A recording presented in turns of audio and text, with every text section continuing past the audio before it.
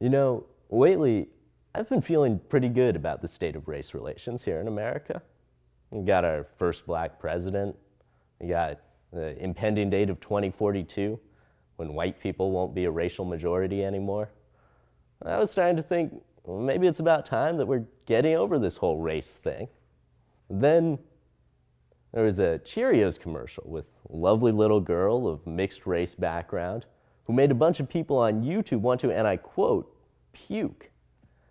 And of course, there was the army of Twitter racists that rose up against Sebastian de la Cruz just because he had the audacity to be a 10-year-old Hispanic kid singing the national anthem at a basketball game. And that's really just scratching the surface. We've got young Tanner Flake. He's the son of a U.S. congressman, for the record, whose Twitter feed is just filled with references to wetbacks, some very offensive stuff about gay people, and of course the mother of all racial slurs, which is actually his screen name on a game called Fun Run. And then there's the people making fun of Arvid Mahankali. And Arvid's the most recent champion of the Scripps National Spelling Bee. Now, the funny thing about that story is actually that I would have thought that the sort of people who follow the results of the Scripps National Spelling Bee might not be exactly your standard Twitter racists.